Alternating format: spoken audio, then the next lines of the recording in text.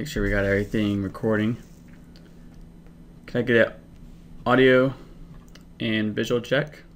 Just make sure that everyone can hear and see.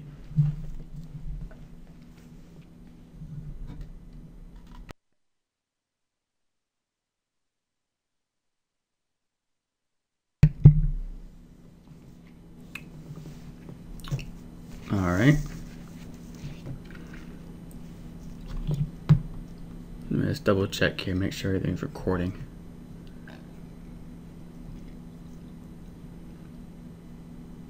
All right. So, welcome.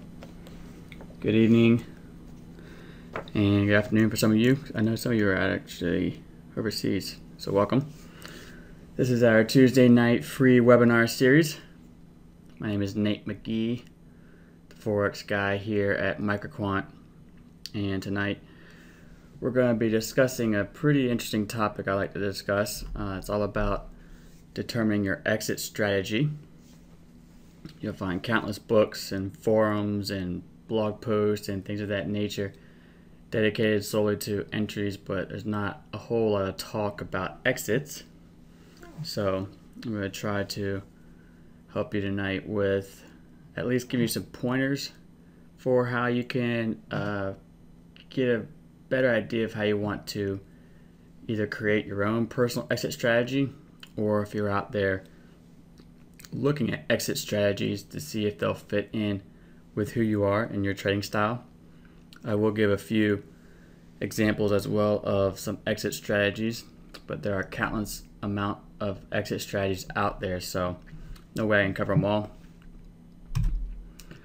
As usual, any questions you have, feel free to put them over there in the side menu, and I'll try to answer those as they come in and as I see them. We need to do our risk disclaimer that you've all come to love, I'm sure. Trading or investing carries a high level of risk and is not suitable for all persons. Before deciding to trade or invest, you should carefully consider your investment objectives, level of experience, and ability to tolerate risk. This content is subject to change at any time without notice and is provided for the sole purpose of education and assistance in making independent investment decisions. ValueCharts.com has taken reasonable measures to ensure the accuracy of the information contained herein.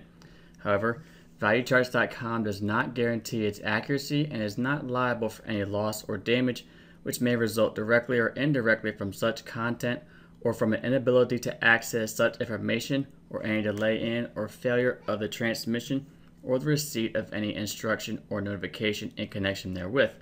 Any past performance results are shown for illustration and example only, are hypothetical, and as such have many inherent limitations.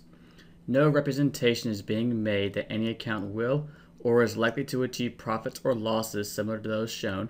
Past performance is not necessarily indicative of future results.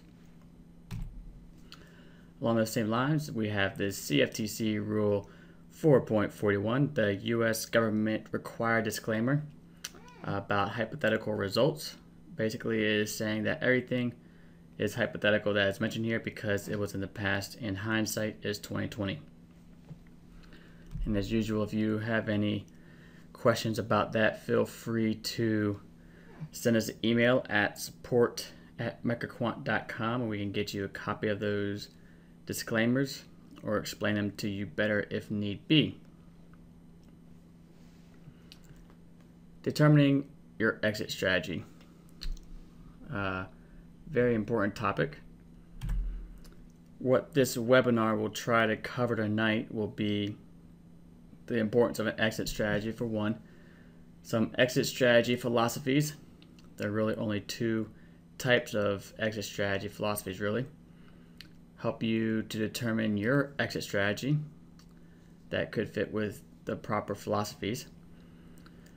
We'll give you a couple of sample exit strategies for the different types of philosophies, and then you might get an idea of how they're used that way when you're either looking for exit strategies or trying to make your own. You'll kind of know how to go about doing it, and some keys to managing your exit properly.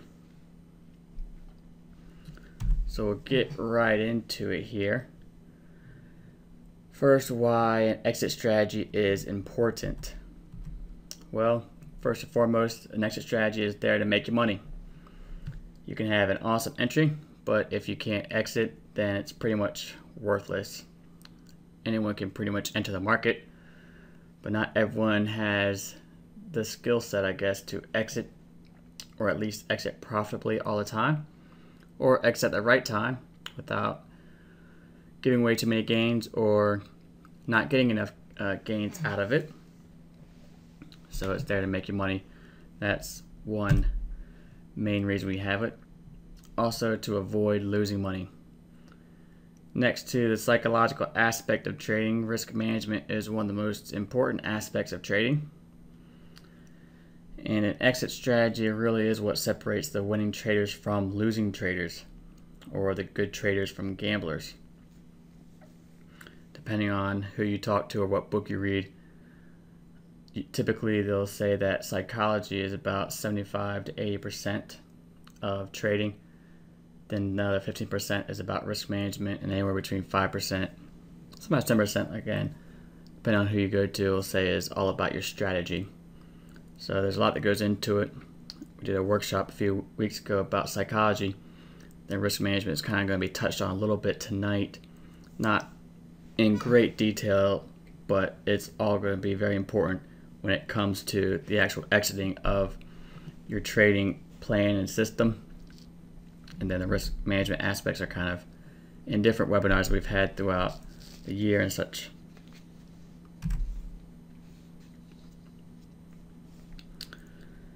Whenever you're developing an exit strategy, you need to cover a few different areas here. So consider some of these questions here. There's a massive amount of questions you could ask yourself, but here's just a few that could be beneficial to help you get started or pointed in the right direction.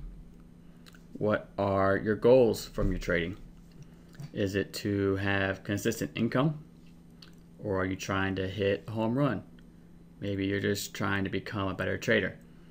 These sort of things will really weigh into developing your own exit strategy and help guide you along that. How much am I willing to risk on a trade? If you're a person that wants less risk, that means you're going to have tighter stops. But if you don't mind having a little more risk, then you can have more breathing room in your stops. The one thing you want to just always be aware of is you want to make sure that your stop loss points, wherever you place them at, you need to make sure that they're kept far enough away so that they won't be hit by market volatility. You don't want to just do it one tick away from the low, because you could have more market volatility happen and actually stop you out. So just want to give yourself a little bit of breathing room for most of your stops. How do the markets that you trade actually move? Is the trend your friend for your markets? Or if you're like me, I don't really believe markets trend that often, so I don't really care about following the trend. That's my exit style. So for me personally, since I don't really follow the trend per se, I usually have predetermined profit targets, so I don't have to worry about the whole trend developing sort of thing, because with trends, I don't really have an exit point. Because if it's a good trend, there's no telling when it's going to stop.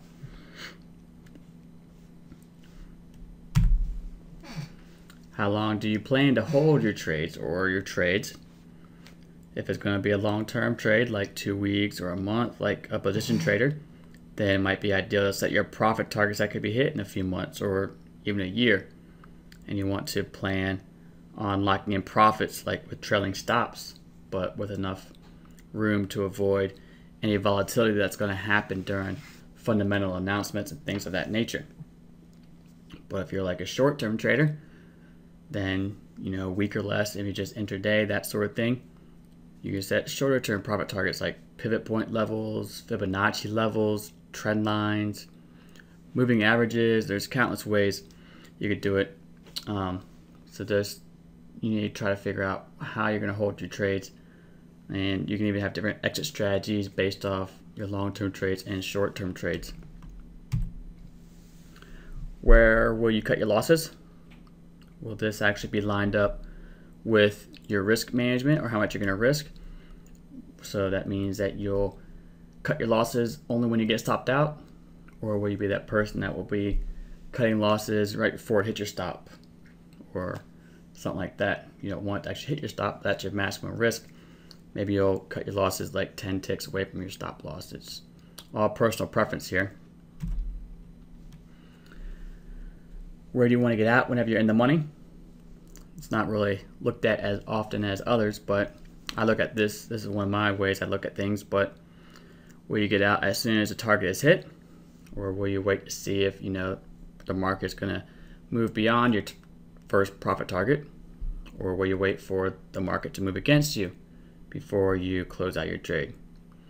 A lot of times at this part, people don't really put too much thought in it, but oftentimes people can come irrationally attached to those trades that they're in, whether it be they're superly greedy and they don't know how to exit, or they get superly scared and they exit out too early. So if you have an idea of how you're going to exit, you can hopefully minimize some of those things. What scenarios or events could invalidate your trade? It could be anything as simple as will you close out of your trades during like the non-farm payroll or FOMC, or will you just simply tighten your stops, maybe put them on a break even?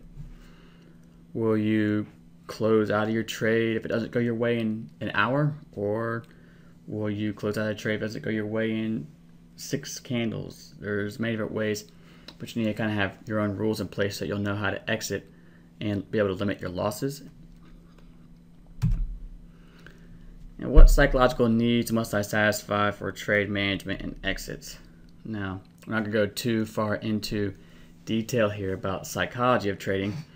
I'll just give you an example of some things about me, and maybe you can relate and get the idea of what I'm talking about here. For me personally, I hate losses, especially anything that is an unnecessary loss, something that's just careless. So I will see, as soon as I see a reason to exit, I'm going to exit.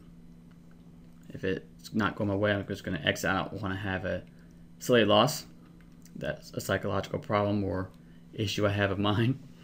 I really respect discipline, whether it be in life or trading, anything. I like people that discipline, people that meet deadlines, that sort of thing. So I'm not going to tolerate really a lack of discipline on my part and suffer a loss that's going to be greater than my stop loss. So that means I'm going to keep my rules very strict. I usually have a stop loss that's in place. I don't move it. I don't tempt myself to move it down any further. The only thing I will do is I'll move it up to like a break even, but I won't move it down. And there's nothing worse. I've had so many times in the past where I see a profitable trade turn into a losing trade. That psychologically, it wrecks my psychology basically, so I don't want that to happen or deal with it anymore. So I make sure I factor that into my trades whenever I'm doing it. Make sure I aggressively move my stop up to break even as soon as I can. So that's just a few things you can worry about. Again, there's hundreds of questions you can ask yourself. It all comes down to who you are. But hopefully that'll give you a good starting point of what you can look for if you're going to develop your own exit strategy, especially. So trading exit philosophies. Traders, they will typically fall into one of 2 different philosophies whenever it comes to exits. They are the runners and the gunners. There's different words for this, but I got this from a book called Naked Forex. It's actually a really good book. It has a lot of good insights, but you could break them down to these 2 types. I'm sure you probably heard different terms out there for these types, and we'll go over each one, some of the characteristics between each one. The thing that's really important here though is that you decide what type of exit philosophy you're going to relate with. Whatever that camp is you're going to be camping with, just stick to it. You need to decide that and try not to venture back and forth between them. Once you do, it is very important that you stick to that chosen philosophy of trading. That'll stick with what you believe in, and you'll be trading in a manner that actually makes sense to you. Don't get hung up on following everyone else and switch back and forth. You should really focus on one. That way you'll be more consistent and be able to establish good habits when you do so. There is a simple question you can ask yourself here to decide what camp you're going to go into. And again, we'll talk about this in just 1 second. But the main question here is it more important that you have a high win rate, or is it more important that you have huge winning trades? You'll see in the next section here when we kind of break down what a gunner is and a runner type philosophy of exiting. I'm sure some of you will relate to one or the other. I mean, everyone falls into one of these typically.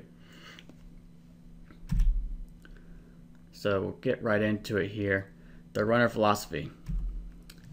Here are some of the characteristics. If you relate to it, you'll know that you're probably a runner.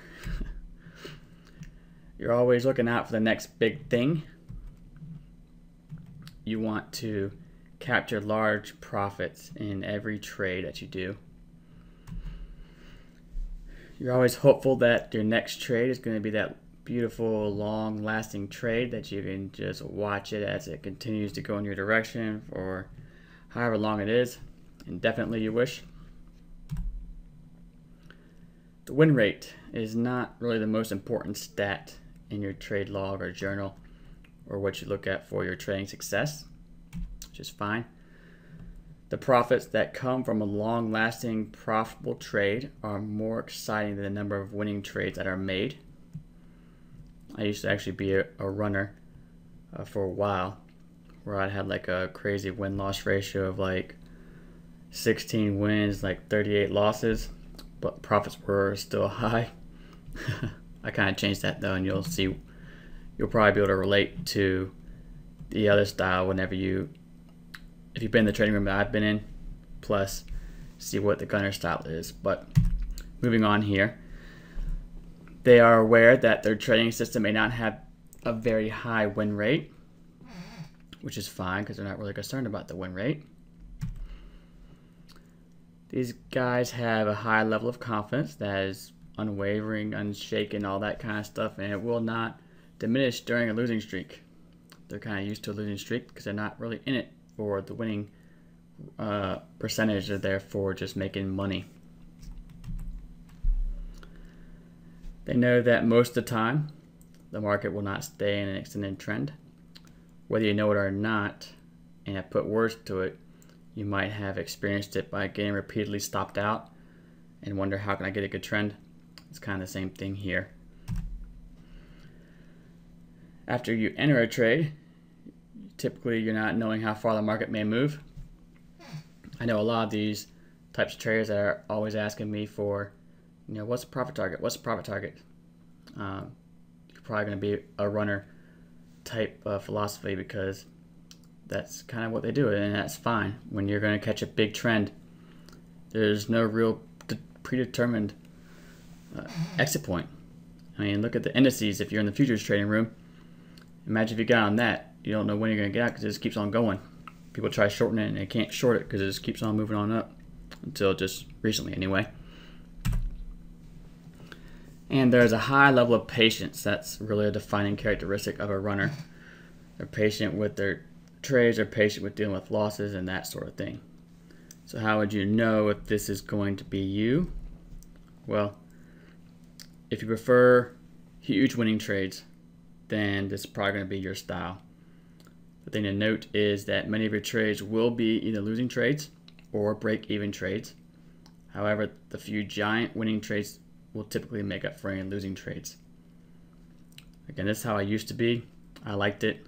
It was interesting because when I get a good trade, man, I get right at the top of that entry point where I want it to, or a bottom, and that thing will just run and hold on for like a week, 2 weeks, and it wipes out all the losses I've ever experienced. I did switch over.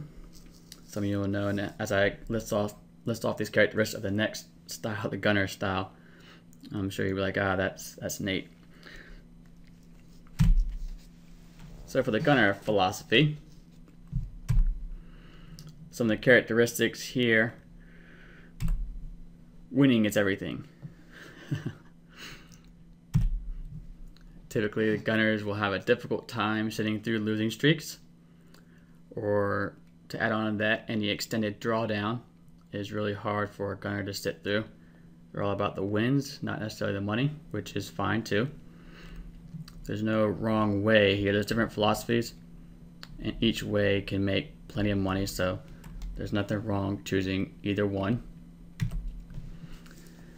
It is very difficult to watch a trade go from a profitable trade to a break-even trade.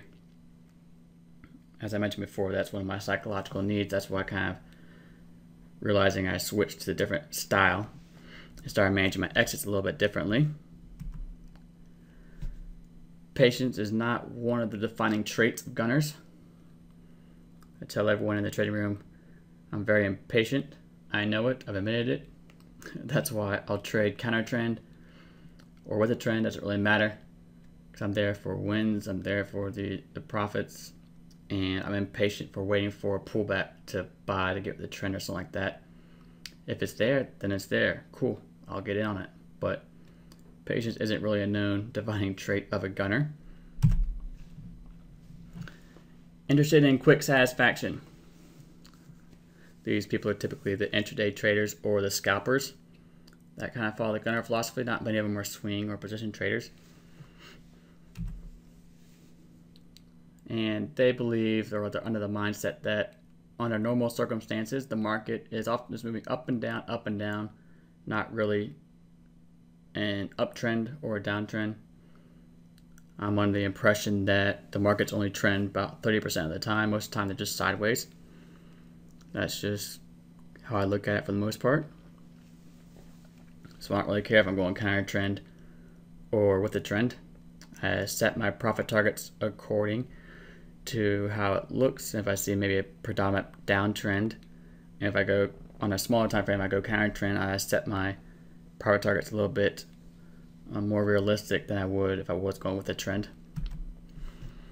And they believe that the chances of capturing a strong trend is very minimal, since the markets don't really trend that often, in their mindset anyway. And they're perfectly fine with small, consistent profits. That's the especially true with scalpers. They're in and out just like that, and they know over time after like 50 trades in then one day that they'll add up to a pretty big profit here. So how do you know if this is you? Well, if you prefer to have a high win rate, then it's probably you. You'll typically have a high percentage of winning trades. However, your average winning trade will be relatively small. That's something to note there.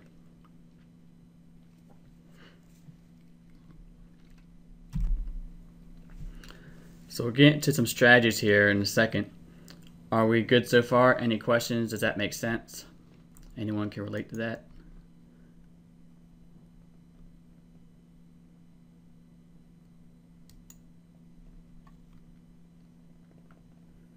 So far, so good. All right.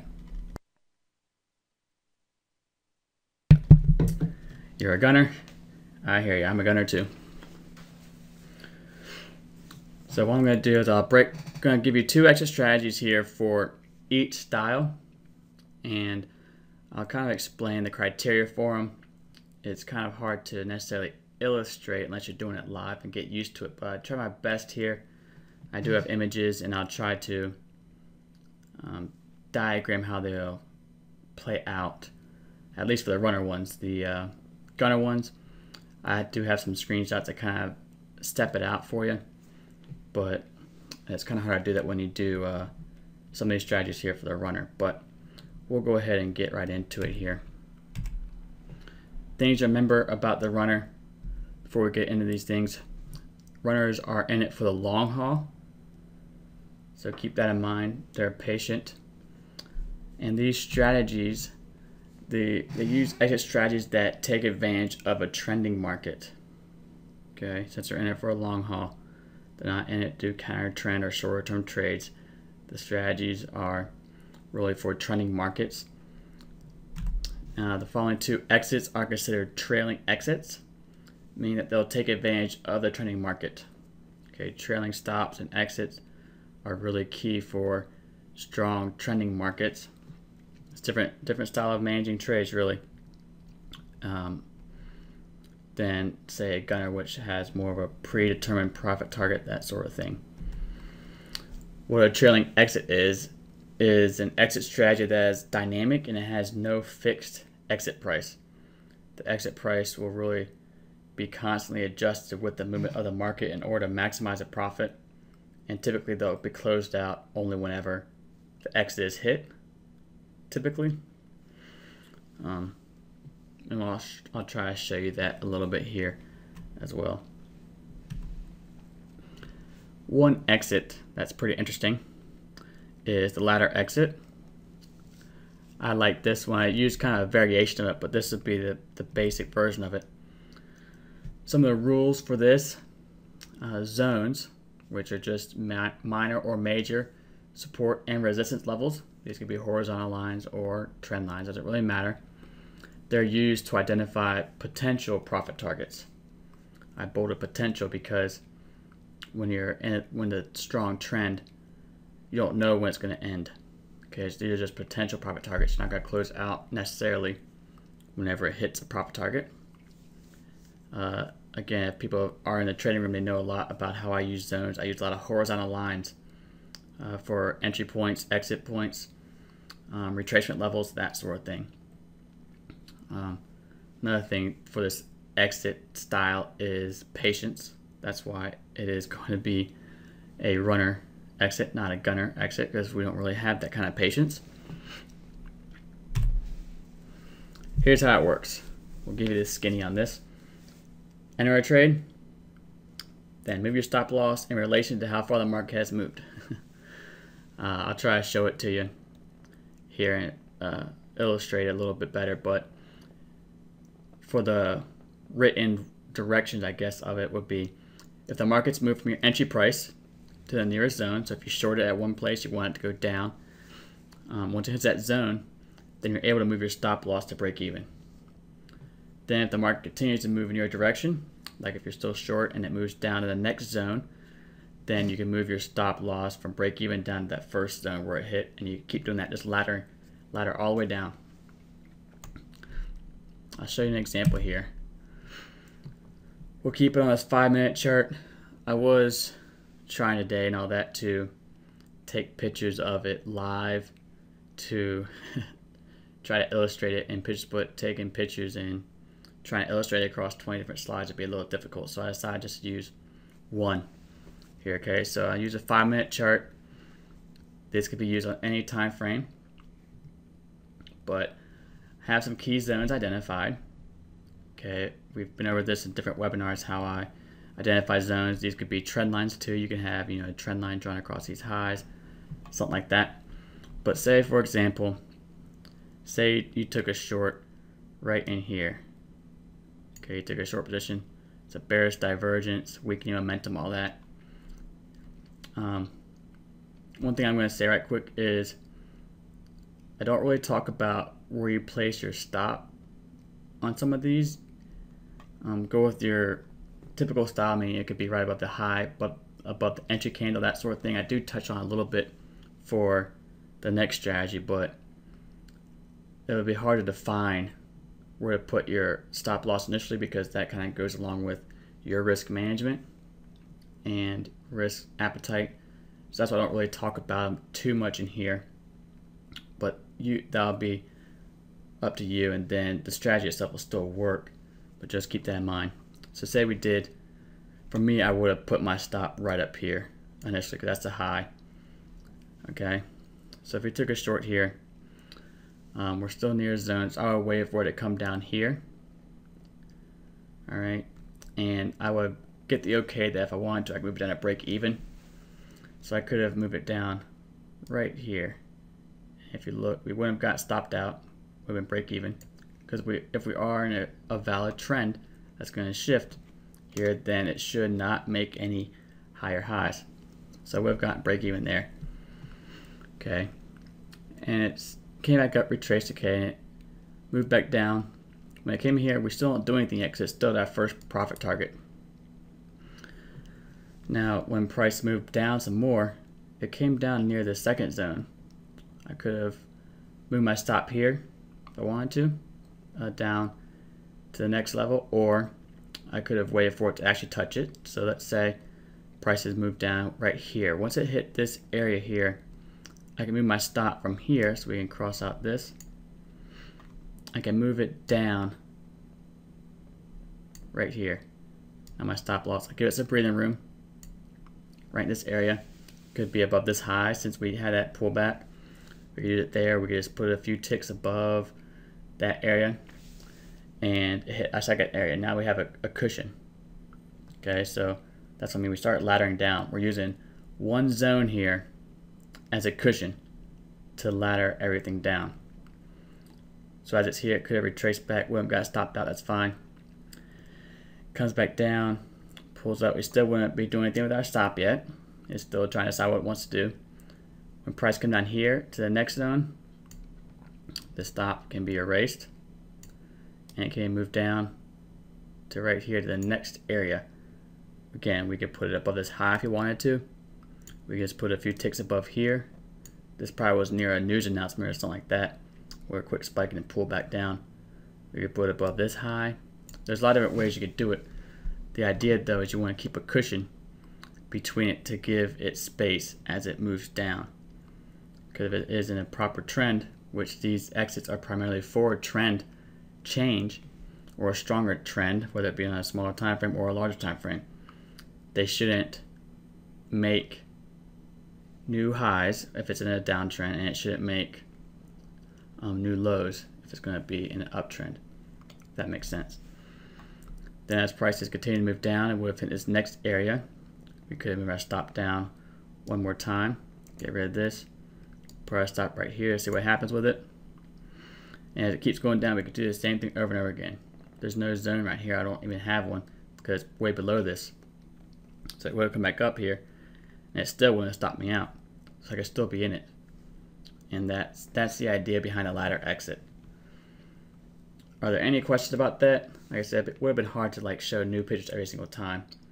I'm trying my best to try to illustrate it how you would do it. Just keep on doing a ladder down or up, same thing. If you're in an uptrend, you can do that. You can have a trend line. If it's bounced on the trend line, you can move it up near the trend line where it bounced off of and keep doing that. You can do it based off MQ trend. Keep your stops above MQ trend relative to the different areas that it's coming down to. Okay, we're all good on that. All right. If you do have any questions, just let me know. Again, some of these things are probably it'd be a lot easier just when you practice it in a trade to get the idea. But it's an easy way to manage it. I mean, imagine if you set up alerts for each level that you have to send you an email or something like that, or a buzz, whatever. You'll have it come down, hit, then you'll get an alert that says time to manage your trade, whatever. You come into it, move your stop down next area, and then just keep on going. And it's easy to manage it. It's a nice, simple way to manage it. A 3-bar exit. It's a little bit more complicated. It's really hard to try to describe it in words, but hopefully I can illustrate it a little bit better. But this one's actually pretty good. This keeps your stops a little bit tighter for sure and helps you lock in a little bit more gains. The rules for this one is really ideal for strong trending markets. If the markets don't continue to move in a strong trend, then this strategy probably will only capture minimal moves. Okay, that's why it works best in really strong trending markets. Whether it be something like a move right after FOMC, that could be a strong trending market if it changes directions, that sort of thing. The trailing exit is adjusted based off the price action of the most recent 3 candles or the bars. So if you're long, then the lowest low of the previous 3 candles will be where you're going to be placing your stop. Okay, like I said, it's hard to describe it, but hopefully if I illustrate it, it'll make a little bit more sense. If you're short, then the highest high of the previous 3 candles that's where you're going to be placing your stop at. And the thing to note here is that the candle must close before your stop is ever going to be moved or adjusted. Again, I'll try to explain it here how it works, but I think illustrating it would be a little bit easier. So you enter a trade, then you place your stop initially above the high if you're short, or below the low if you're long of the entry candle. So whatever your candle is, if it's a bearish divergence, if it's a candlestick reversal, whatever you do on it, if you take a short from a doji, then you're gonna put your stop right above the high of that doji. If it's a hammer, you're taking a long position off that, then you put your stop right below the low of the candle.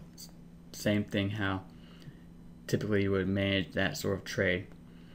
Then you'll adjust the stop after the market prints 3 candles or bars after that entry point candle. So if you got in long on that one candle, that hammer, you would wait for 3 more candles to print after that before you determine if you're going to adjust it. So it can take a little bit of managing of it depending on the time frame, but if you're doing this like on a 4-hour chart, you still have 12 hours like that before you can check your stops, which should be too hard. And we mentioned here again, for a short, you'll place a stop above the highest high of the last 3 candles, and if you're long, your stop will be below the lowest low of the last 3 candles. And I gotta show it to you. Hopefully this will make a little more sense. So I got the pound yen right here. I was going to try to take pictures as it unfolds, but it would be really hard to do that. But for the pound yen here, say we took a short right here off a bearish divergence, okay? So initially, your stop is going to be right here, wherever you got in at. Okay, so it's going to be above the high. What you want to do is wait for 3 candles to close afterward. So we got this one right here, 1, 2, 3.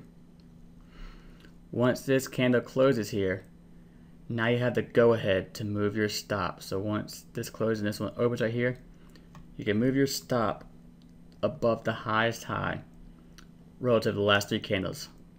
So that'll be this high right here. Okay, so here's the current candle, then 1, 2, 3, that was the last 3 candles that happened. Put your stop above the highest high. Now as we continue on here, another candle unfolds. Okay, here's that candle, the last 3 candles is still the relative highest high. Now once this candle closes, this candle opens up, we have the go ahead to adjust our stop here. Okay, so we have 1, 2, 3 candles that are closed.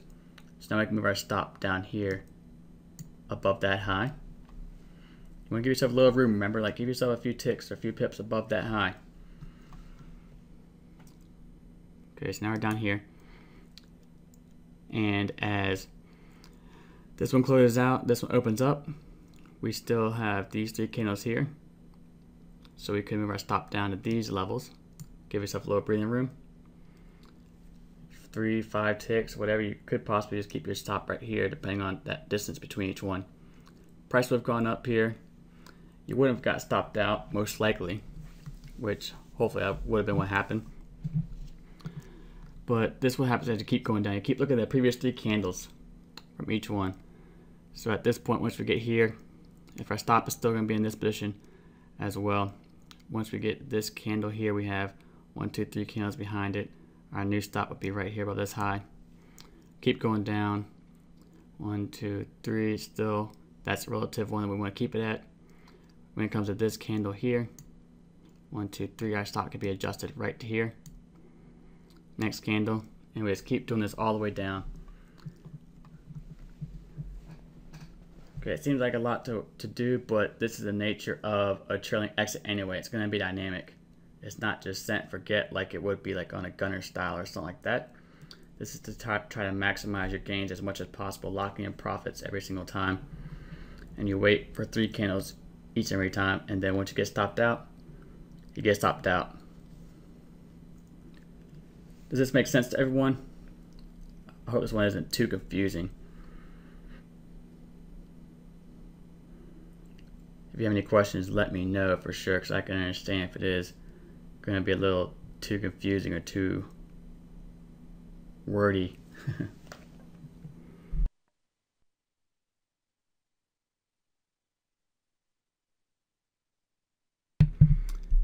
Yes, the current candle that's open right now, whatever it is, you look at the previous 3 candles and see if there's a higher high. There's no higher high, then just leave it where it currently is.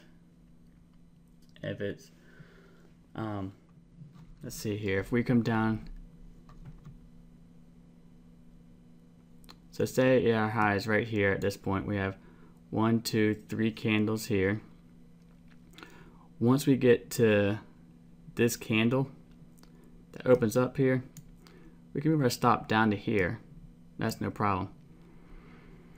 Then once it gets over to this point here, to that one, we can move our stop down here. This is where it starts getting choppy. This is probably where the retracement ended. I don't have a screenshot of it, but this is probably where retracement starts to end. It looks like it goes a little sideways here. And then when we get to this one right here, the last 3 candles, 1, 2, 3, this will still be the relative high. Once it gets to this one here, this is still the relative high. But the next one, who knows what it would have been. It could have been moved up here, because we are starting to pick up momentum here. So this could have been a point where it got stopped out. But as you can see, you maximize your gains all the way down. That's just the nature of this type of strategy. And again, you don't have to use this strategy. This is just one example. There's thousands of exit strategies out there. This is just to give you an idea of the nature of the runner philosophy, where you trail exits in hopes to catch the big trend. I mean, that would have been excellent down here if you got in down here at the bottom for this nice uptrend, you know, trailing your stop every 3 candles, moving it up. And you wouldn't have got stopped out all the way up probably until it got up here. When you have 3 candles, you put it below the low here. Then 1, 2, 3, it's making new lows. You're not really sure where to place it. Then you do get stopped out eventually. It just helps to maximize all your profit.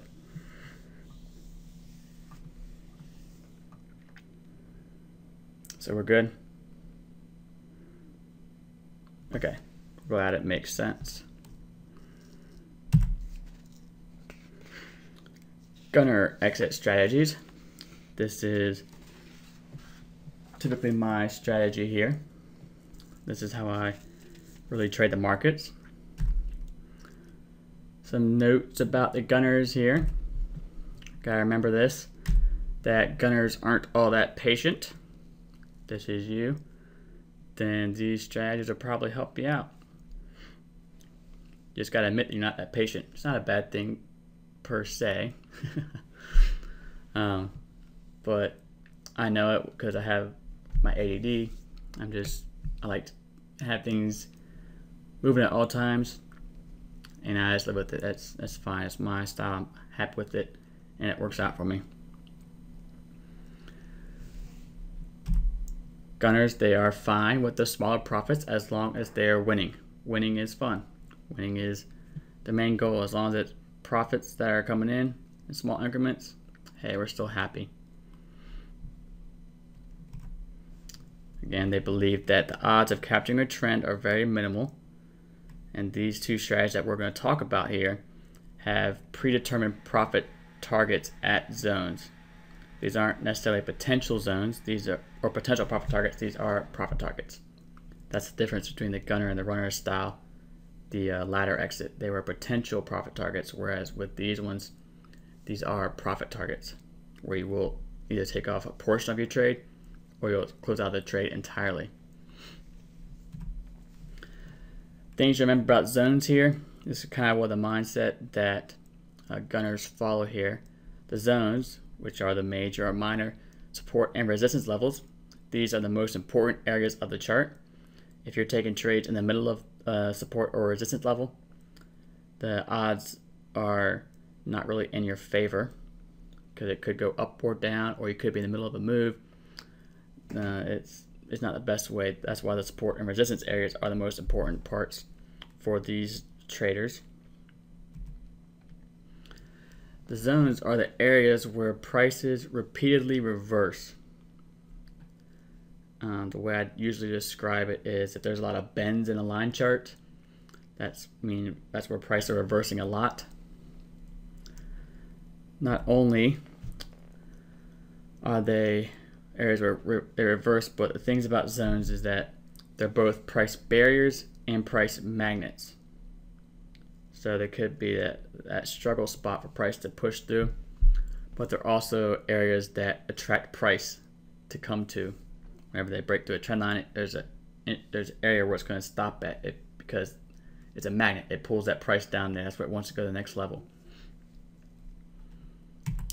Then the thing here is that exits based off zones take advantage of the fact that they attract price. So once you enter in, you're hoping that that magnet part of the zone is going to pull the price down there and then you can exit. That's the concept behind it.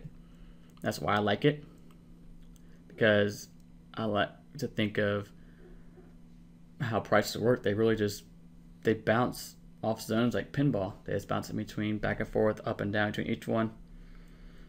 And we've seen that in some of the trades that we've done in the trading room, how we'll set a price level and you'll see price move up to and just touch it, and they pull back down before they push through it.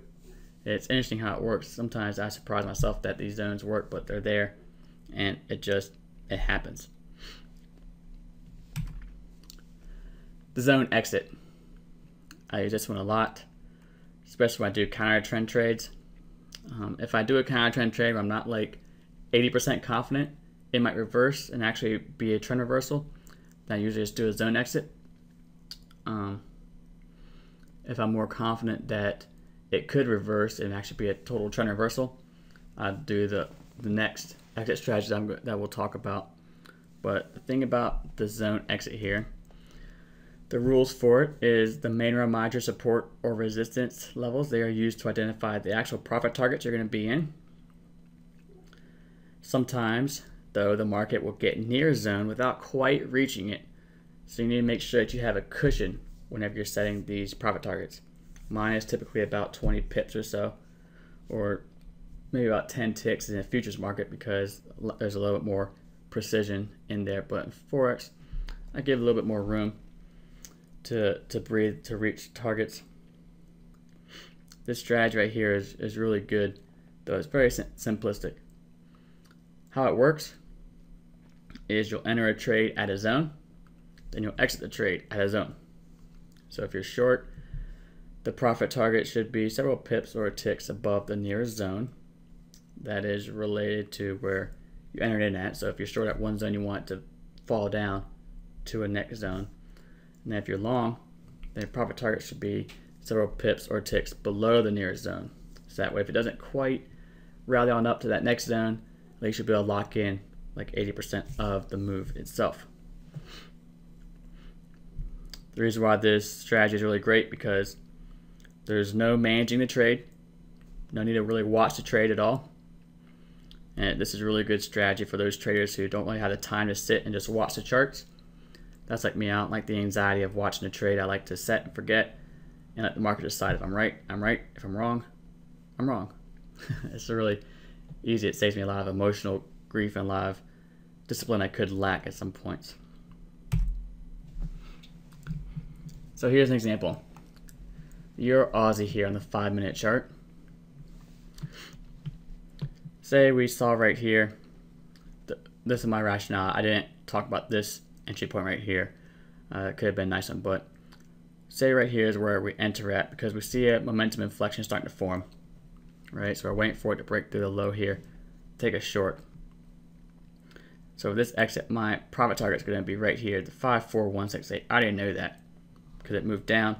If I do take a short, I know where it's at, 1.54168. So I'll go ahead and I could even stage order here, right below it. See if the market's going to push down to enter in on it. See what happens here.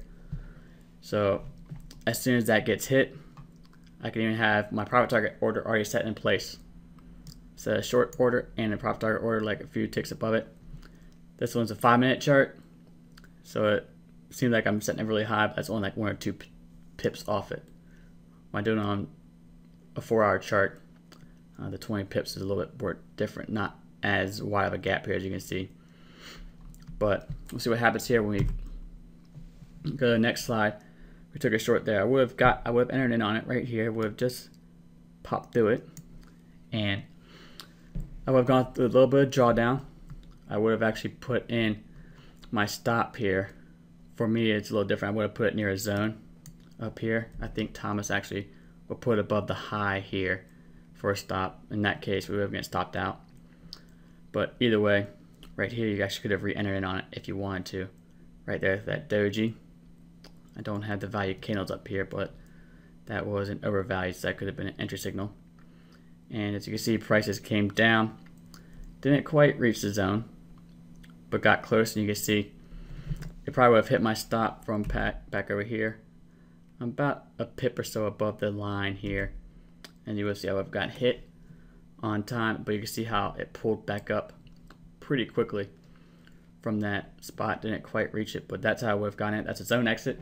Just enter and exit. I typically do this on like an hour chart or a 4-hour chart. 5-minute chart is it's not really worth it to me. It's just for illustration purposes only, but it does work on any time frame. Once you identify your zones and things like that, it's really easy to know where your targets are going to be. And you get to the point where whenever I set zones, sometimes I don't even need these lines here, because I could just see a visual line coming across where support and resistance could be at. So that's a basic zone exit. It's pretty simple. You're taking out your stuff. This is for impatient traders. Okay. The thing though is with this exit sometimes is that the market sometimes will move much further than the first zone, and it can lead to frustration. So this one is a strategy to kind of compensate for that. This is a nice compromise between getting in and out quickly, because as gunners, I do like to have trades that extend for a long time. I'm not always about just impatient of getting a good setup, that I want to see it move further and further up. Then I will take it. So this is the compromise, and this is similar to the previous one, where it's great for the traders who like to have those hands-free type trading. If you're a gunner type thing and you really want to increase the size of your average winner, then this is probably the best sort of trade for you to maybe maximize a little bit more of your gains, since the gunners do usually have some smaller winning trades, but they have a lot of them. The rules here are the same. The zones are used for profit targets. This does require a little more patience in a zone exit, and your position is divided at a zone. That's one of the rules. This could be taken off half profit. This could be taken off third profit. Different ways you can do it. I typically just do half, but if you want to hold on to it, cut it in 1/10 if you want. Each zone you hit, take off 1/10 of it or something like that. There's different ways you could do it, but it's still a split exit. Pretty good. It can help maximize your gains. How it works is you'll enter a trade at a zone. Then if prices reach the nearest zone from your entry point, take profit on half the trade. I say half here because that's usually what I do, but again, it could be 1/3, it could be 1/5, it could be anything you want. Then once you do that, you can move your stop loss to break even. That way, risk is taken off the table and you're good to go. Then if price reaches the second nearest zone from the entry point, close out the remaining position. There you go, you just got more, money. So that helps you out a lot. The thing you gotta remember though is it will not always make additional profits. Sometimes this will end up in a smaller win, just due to the market coming back and hitting the break-even stop. Okay, that's one thing to keep in mind. It's probably the best compromise you can get though, because it could give you more gains, but at the same time it could just minimize some of your already smaller gains. But it's all going to blend with your personality. And again, there are hundreds of other strategies out there that could be used. These are just basic ones that are pretty simple. You can have strategies that are elaborate as you can make them, that have EMA crossovers and everything in between.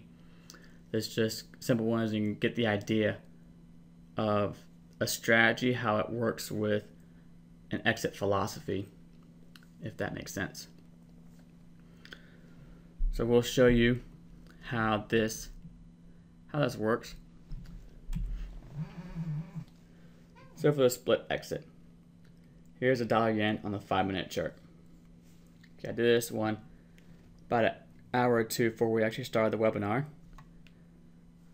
I saw it, the $yen make a bounce off a 240-minute trend line, so I figured, hey, I'll go ahead and drill down a little bit and see what's going on here. And it looked like a doji, and this is what the doji looks like from the 240-minute chart on the 5-minute chart. You can see it's in a range, so I'm expecting it to break out. So what I actually did is I actually took a long position right here. It wasn't based off a signal really, like bullish divergence or anything like that. But I did take a long position right here just because I saw it moving up, and from here to here we're making lower lows, and then over here we couldn't make a lower low, so it looks like it could be coming out of that transition of the range. And it started picking up momentum really quick here. As you can see, I had a nice spike of momentum. So I went ahead and took a long right in this area, I think it was. So the way you would do this, first profit target would be right there. Keep in mind it's the 5-minute chart, so that looks like maybe 8 pips you would have gained. Not really much to brag about, but this will work the same way on a 30-minute chart, 60-minute chart, daily chart, any time frame. So I know already it's the hands-free type trading. Okay, let's just go ahead and say that, say we entered in right here.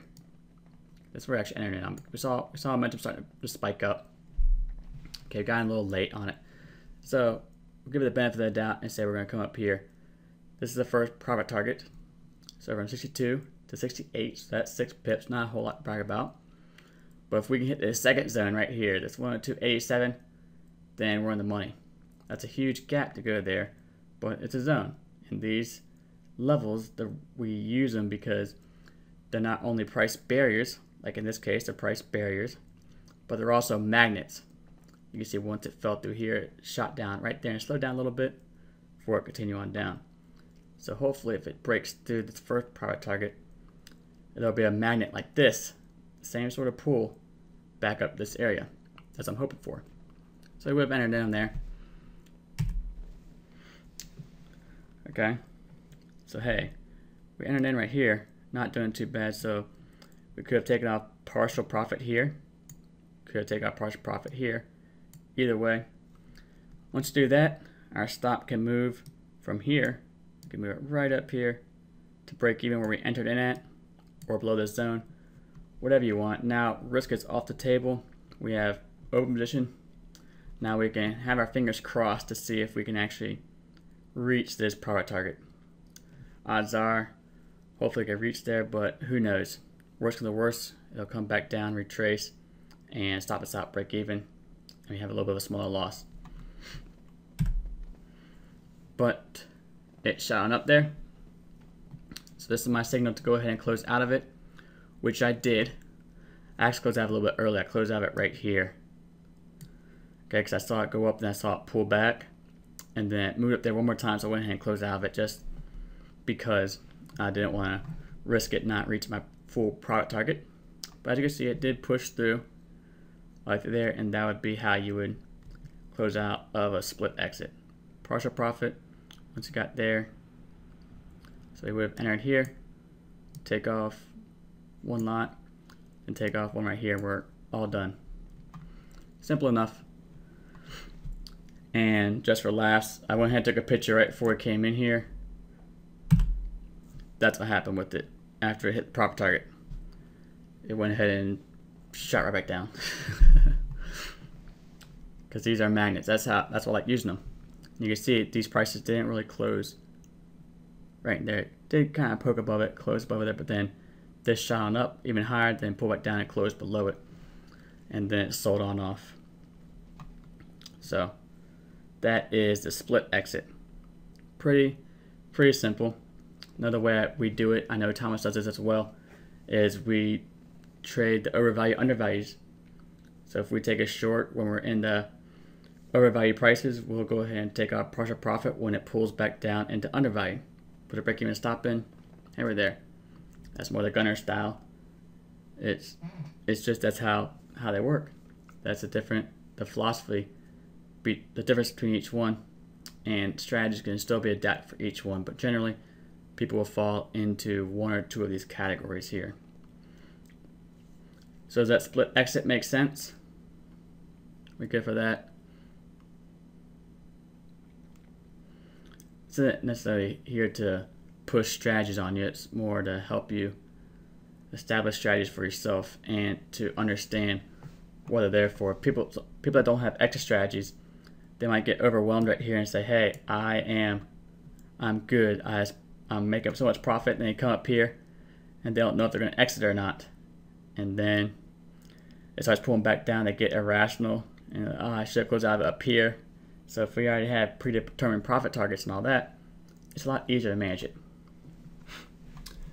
The way where you split at is between zones. For this one, that's the way I do it. That's my style. I know Thomas does his splitting between like an overvalued short. He would split it when it pulls back down to an undervalued price, and then vice versa. If he's long on an undervalued price, he'll take out partial profit once it gets up to overvalued. I do that during news announcements especially. But let me clear this slide right quick. So if we got, say I took that long right here, so we got in a little late. So we actually entered in on this candle. I would have put my stop down here. Okay, so once I hit my profit target right here, I would have closed out of one of them, then move my stop right back up here to break even. Risk is off the table completely. Okay, then it would have pulled back a little bit when I got stared, but worst comes to worst, we would have got out break even.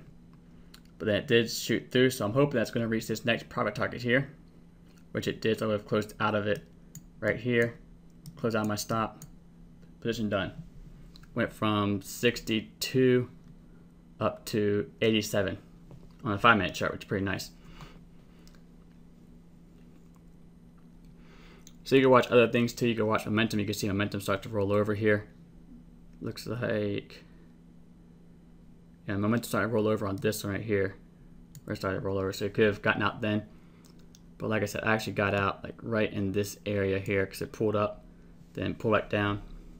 That's why I like give myself a buffer. I would have actually probably staged my closing out trade right here a little bit before the zone in case it didn't reach it.